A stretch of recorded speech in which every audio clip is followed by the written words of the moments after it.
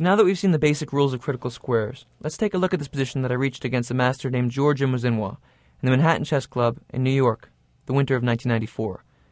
I've been defending a worse position. I'm black. What should I do? Now obviously the critical question is whether or not I can play rook takes g6 and trade off into the king and pawn endgame. It's very important to know the theory of certain endgames in order to be able to evaluate correctly the simplification of positions. And usually in defense, if you can simplify into a drawn endgame, then you do that, because you can force the draw without having to defend anymore. So how do you evaluate this position? Rook takes g6. What do you think? Well, with our knowledge of critical squares, we should be able to see the correct variation. Take a few moments and think about this. What do you think? In fact, the position is drawn, because white can't occupy his critical squares.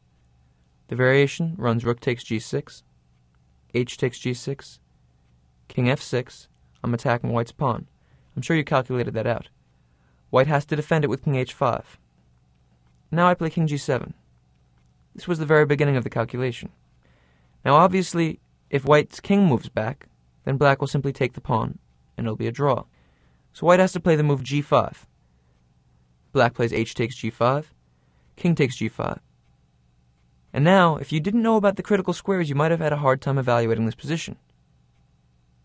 But we know that white needs to occupy the g6 square with his own king, and he needs the pawn to be on g5 for it to be winning. Now black simply plays king g8, and after king f6, king f8. It's a draw.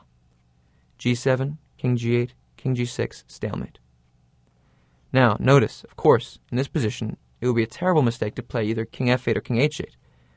After king f8, king f6, king g8, now white wins, g7.